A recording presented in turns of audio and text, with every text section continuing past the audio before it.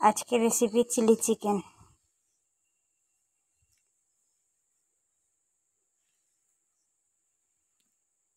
এর জন্য মাংস নিয়েছি 400 গ্রাম। দিব কাশ্মীরি লঙ্কা গুঁড়ো, আদা রসুনের পেস্ট, লবণ আর দিয়ে দিব লেবুর রস। 30 মিনিটের জন্য মিক্স করে রেখে দিব।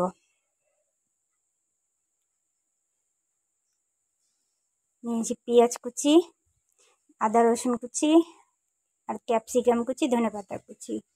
সয়া সস 1 চামচ, টমেটো সস 1 চামচ, চিলি সস 1 চামচ দিয়ে মিক্স করে রেখে দিব। নিব কর্নফ্লাওয়ার 1 চামচ, জলে গুলে নিব। ঘোলা হয়ে গেছে, এবার রেখে দিব এটাও। আবার একটা ডিম দিয়ে দিব। দিব কর্নফ্লাওয়ার পরিমাণ মতন। আমি ভালো করে মিক্স করে নিব।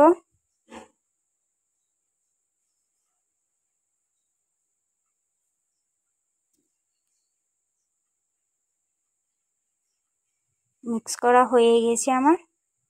ফ্রাই প্যানে তেল দিয়ে দিয়েছি, এবার সব ভেজে নিব।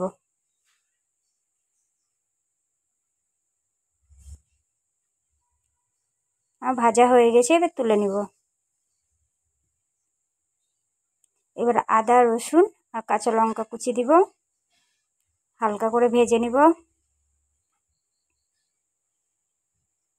ভাজা হয়ে গেছে, ক্যাপসিকাম, পেঁয়াজ কুচি দিয়ে আবারও ভালো করে ভেজে নিব। এমনভাবে ভাজতে হবে যাতে পেঁয়াজের আর ক্যাপসিকামের কালারটা না নষ্ট হয়।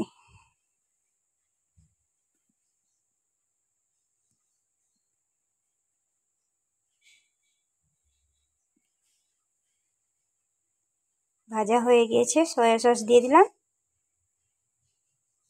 কর্নফ্লাওয়ার দিয়ে দিব,